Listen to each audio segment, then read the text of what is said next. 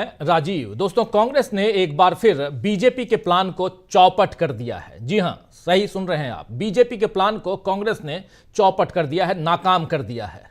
चंडीगढ़ के बाद हिमाचल प्रदेश में भी बीजेपी को मुंह की खानी पड़ी है, क्योंकि सत्ता के लिए उसका लालच खुलकर सामने आ गया है। आपको याद दिला दूं कि कल यानी मंगलवार को हिमाचल प्रदेश में राज्यसभा की एक सीट के लिए हुए चुनाव में बीजेपी ने खरीद फरोख्त का खेल कर जीत हासिल कर ली। उसके बाद बीजेपी की नजरें राज्य सरकार पर थीं। सत्ता हथियाने के लिए बीजेपी हिमाचल प्रदेश को राजनीतिक आपदा में धकेलने के लिए तैयार थी, और यह बड़ा इल्जाम कांग्रेस की महासचिव प्रियंका गांधी ने लगाया है। प्रियंका गांधी ने आज एक ट्वीट किया, और ट्वीट करके क्या कुछ कहा है जरा उसको जल्दी से आपके सामने रखना चाह रहा हूं।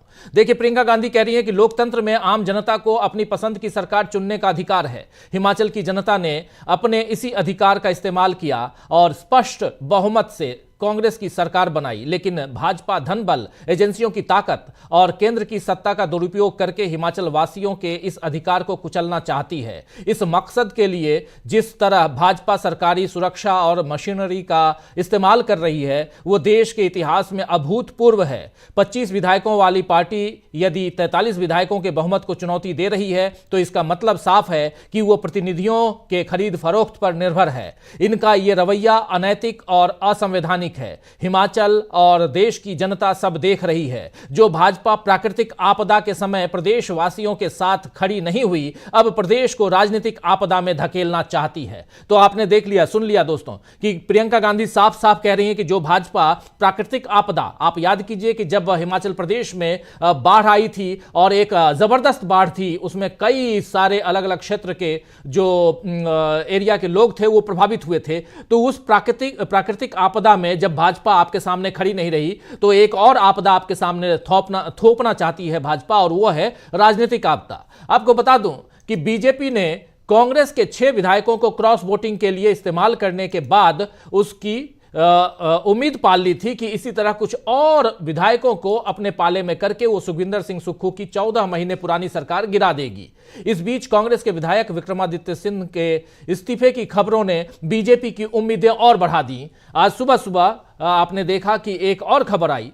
विक्रमादित्य सिंह, आप जानते हैं विक्रमादित्य सिंह जो हैं वो हिमाचल प्रदेश के पूर्व मुख्यमंत्री अब नहीं हैं, वीरभद्र सिंह और प्रतिभा देवी सिंह के बेटे हैं। और आज सुबह सुबह बदलते हुए घटनाक्रम में विक्रमादित्य सिंह ने अपने मंत्री पद से इस्तीफा दे दिया। इसकी घोषणा उन्होंने एक प्रेस कॉन्फ्रेंस में कर दी थी। आइए पहले सुन लेते हैं विक्रमादित्य जब इस्तीफा दे रहे हैं, क्योंकि यह सुनना इसलिए जरूरी है कि शाम होते होते विक्रमादित्य सिंह भी बदल गए। लेकिन पहले सुनते हैं इस्तीफे की बात। 2022 में जब विधानसभा के चुनाव हुए प्रदेश के अंदर, प्रदेश के सब उस समय का जो नेतृत्व था, नेता प्रतिपक्ष आदरणीय मुकेश अग्निहोत्री जी जो उस समय लीडर ऑफ ऑपोजिशन थे, पीसीसी प्रेसिडेंट श्रीमती प्रतिभा सिंह जी, और उस समय के जो कैंपेन कमेटी के चेयरमैन थे वर्तमान मुख्यमंत्री आदरणीय ठाकुर सुखविंदर सिंह सुक्खू जी, कलेक्टिवली सबकी रहनुमाई में चुनाव लड़े गए, चुनावों को जिताया गया। और इसमें कोई दो राय नहीं है कि पूर्व मुख्यमंत्री स्वर्गीय वीरभद्र सिंह जी जो 6 बार हिमाचल प्रदेश के मुख्यमंत्री रहे, उनका नाम पूरी तरीके से चुनावों में इस्तेमाल किया गया। ऐसा कोई बैनर नहीं था, ऐसा कोई पोस्टर नहीं था, ऐसा कोई होर्डिंग नहीं था जिसपे उनकी फोटो नहीं थी। और ऑफिशियली जिस दिन चुनाव होने थे प्रदेश में, उसके एक दिन पहले एक फुल पेज एडवर्टाइजमेंट उनके फोटो के साथ दिया गया पार्टी के द्वारा, और उसमें यह कहा गया कि मुझे याद रखना और मेरे नाम पर आपने कांग्रेस पार्टी को वोट देना है। ये बात मैं नहीं कह रहा हूं, this is a matter of fact, matter of record. और ये उसके बाद उन परिणामों को मद्देनजर रखते हुए कलेक्टिवली मैं फिर से कह रहा हूं कि सबके योगदान से ये सरकार, कांग्रेस सरकार हिमाचल प्रदेश के अंदर बनी। 1 साल इस कार्यकाल को हुआ है। इसमें जिस तरीके की कार्यप्रणाली सरकार की रही है, मैंने उसके ऊपर आज तक कुछ भी नहीं कहा है, मगर आज कहना और उसको स्पष्ट तरीके से कहना, ये मेरी रिस्पॉन्सिबिलिटी हमारे प्रदेश की जनता के प्रति, हमारे लोगों के प्रति और जिन लोगों का। तो यहां विक्रमादित्य सिंह जो हैं वो अपने पिता का जिक्र करते हुए और उनके पिता का नाम लेकर कैसे चुनाव जीती कांग्रेस, लेकिन उनके पिता के लिए एक स्टैचू बनाना चाहिए था, वो नहीं बनाई और इसी से ये खिन्न है। क्या इनकी खिन्नता, इनकी नाराजगी सिर्फ पिता के स्टैचू पर से है या बात कुछ और है? इस सवाल का भी जवाब इन्होंने दिया है इनसे जब पूछा गया बाद में। लेकिन शाम होते होते पहले ये यहां पे इस्तीफे की घोषणा करते हैं कि मैं पार्टी तो नहीं छोड़ रहा हूं, लेकिन अपना पद यानी मंत्री पद जो है वो छोड़ रहा हूं। लेकिन इसके बाद शाम होते होते विक्रमादित्य सिंह ने कह दिया कि मेरे इस्तीफे को की मंजूरी होगी या नहीं होगी, स्वीकार किया जाएगा या नहीं किया जाएगा, यह काम जो है वो सीएम का है, उनका विशेष अधिकार है। सुनिए जरा क्या कुछ कह रहे हैं शाम होते होते विक्रमादित्य सिंह। मुख्यमंत्री जी का प्रेरोगेटिव है। पर्यवेक्षक की बैठक भी है इस समय, क्या करेंगे करेंगे बात करेंगे जो है वो उनको क्वेश्चन मार्क उन्होंने लगा दिया कि उनको बदलना चाहिए, क्या लगता है? ये मेरा अधिकार के क्षेत्र नहीं है, जो भी पार्टी हाईकमांड डिसाइड करेगी। ऐसा लग रहा था कि काफी ज्यादा प्रेशर में रहे आप मंत्रालय में। तो यहां बहुत सारी बातें इनसे पूछी गई, लेकिन वही ये मेरा अधिकार क्षेत्र नहीं है, पार्टी हाईकमान, मुख्यमंत्री जो कहेंगे जो चाहेंगे वैसे ही होगा। यानी कुल मिलाकर सुबह का जो भूला था वो शाम को घर ठीक ठाक लौट आया है, ये कह सकते हैं। इधर सुबह से ही दिल्ली से लेकर शिमला तक कांग्रेस में हलचल तेज थी और इस हलचल को विदेश से कांग्रेस के पूर्व अध्यक्ष और वर्तमान वायनाड के सांसद राहुल गांधी कंट्रोल कर रहे थे। आप जानते हैं कि राहुल 2 दिन के लिए कैम्ब्रिज गए हुए हैं जहां उनका भाषण है। खैर, कांग्रेस ने हिमाचल क्राइसिस पर वक्त रहते जरूरी कदम उठा लिए। मल्लिकार्जुन खड़गे के साथ मिलकर प्रियंका गांधी ने एक बार फिर कमान संभाली और उधर कर्नाटक से डीके शिव कुमार संकट मोचक की तरह हिमाचल प्रदेश भेजे गए। और इसके बाद न केवल सुक्खू सरकार बजट पारित करवाने में सफल हुई, बल्कि अपनी सरकार को भी बीजेपी के जाल में फंसने से बचा लिया। सुक्खू ने और कांग्रेस के तमाम नेताओं ने दिल्ली से लेकर शिमला तक और उधर कैम्ब्रिज में बैठे हुए, इंग्लैंड में बैठे हुए राहुल गांधी ने यह ऑपरेशन लोटस नहीं बल्कि एक तरह से कहें ऑपरेशन लोटस पर ऑपरेशन राहुल ज्यादा भारी पड़ा है आज की तारीख में। उसकी चर्चा भी करेंगे कि ऑपरेशन राहुल कैसे यहां भारी पड़ता हुआ दिखाई दिया। हालांकि बीजेपी ने कांग्रेस विधायकों को तोड़ने की कोशिशों के साथ सुखविंदर सिंह सुक्खू के इस्तीफे की खबरें भी चला दी थी। हालांकि ये खबरें गलत साबित हुई।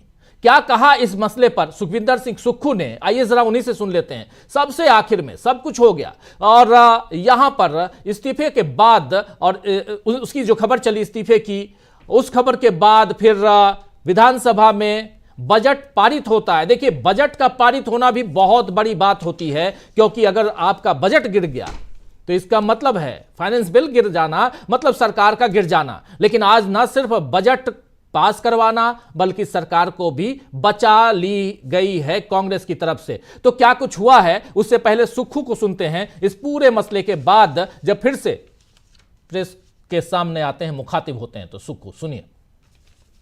उसमें से एक विधायक ने कहा है कि मुझे माफ कर दो, मैंने अपनी पार्टी को बहुत बड़ा धोखा दिया है और मेरे दिल में बहुत बड़ा भार है और मैं उसका नाम नहीं बताऊंगा और मुझसे गलती हुई और इस तरह से उन्होंने मेरे से बात की।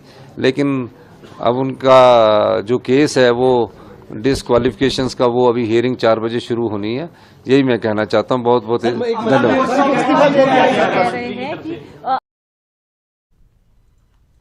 तो सुखविंदर सिंह सुक्खू ने साफ साफ कह दिया है कि उनकी सरकार को कोई खतरा नहीं है। जिन 6 विधायकों ने क्रॉस वोटिंग की उनमें से एक ने माफी भी मांग ली है। उनका नाम नहीं बताऊंगा, अभी आप सुन रहे थे, ये कह रहे थे। और यह भी कहा है कि बीजेपी के जयराम ठाकुर उनके इस्तीफे की खबर कैसे दे सकते हैं। बीजेपी के पूर्व मुख्यमंत्री हिमाचल प्रदेश के जयराम ठाकुर ने यह खबर कैसे चला दी। इधर विक्रमादित्य सिंह ने भी साफ कर दिया है कि वो सरकार को बचाएंगे। इसके बाद जो बातें हुई हैं उसमें विक्रमादित्य सिंह जो सुबह का बोला, शाम को घर लौट आया, वो कह रहा है कि हम सरकार को बचाएंगे। तो इस तरह हिमाचल प्रदेश में तो बीजेपी की चाल कामयाब नहीं हुई। लेकिन इसके बाद क्या इंडिया गठबंधन और कांग्रेस निश्चिंत होकर बैठ सकते हैं? ये एक जरूरी सवाल है, वाजिब सवाल है, क्योंकि बीजेपी की नीयत अब भी सत्ता पर किसी तरह आने की है। राज्यसभा में अपनी सीटें बढ़ाने के लिए उसने उत्तर प्रदेश और हिमाचल प्रदेश में क्रॉस वोटिंग करवाई। इसके पहले जयंत चौधरी को तोड़ा, नीतीश कुमार को तोड़ा, झारखंड में झारखंड मुक्ति मोर्चा और कांग्रेस की सत्ता छीनने की नाकाम कोशिश की और हेमंत सोरेन को जेल भिजवाया। अरविंद केजरीवाल को ईडी समन पर समन भेज रही है। आज 8वां समन अरविंद केजरीवाल को डिलीवर हो गया है और अब अखिलेश यादव को सीबीआई का समन मिल गया है। यानी बीजेपी किसी भी तरह इंडिया गठबंधन के महत्वपूर्ण नेताओं को, इंपॉर्टेंट नेताओं को, वरिष्ठ नेताओं को परेशान करने में लगी हुई है। उत्तर भारत में तो बीजेपी को जीत का यकीन है दोस्तों, यकीन है, लेकिन दक्षिण भारत में बीजेपी की दाल किसी तरह नहीं गल रही है। इसीलिए एक बार फिर आज तमिलनाडु नरेंद्र मोदी पहुंचे और वहां करोड़ों की परियोजनाओं का उद्घाटन किया और साथ ही एक जनसभा को संबोधित किया और एक बार फिर डीएमके और कांग्रेस की सरकारों को कोसने का काम किया। राम मंदिर से लेकर विकास योजनाओं तक की घिसी पिटी बातें मोदी ने दोहराई, लेकिन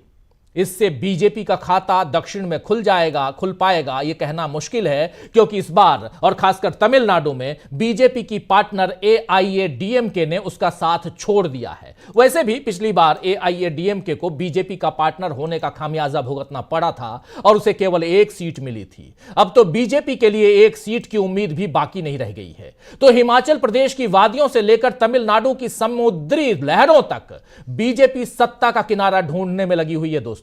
लेकिन क्या उसे कामयाबी मिलेगी या फिर मझधार में फंसी रहेगी बीजेपी? लेकिन सत्ता की लालच में फंसी बीजेपी को आज जिस तरह कांग्रेस ने बड़ा झटका दिया है, उससे इंडिया गठबंधन को तोड़ने की उसकी साजिश नाकाम नजर आ रही है। आइए इन्हीं तमाम मसलों पर आज चर्चा को आगे बढ़ाते हैं। हमारे साथ कुछ वरिष्ठ साथी जुड़े हुए हैं, उन सबसे आपका पहले परिचय करवाता हूं, आगे बढ़ते हैं। देखिए, इस वक्त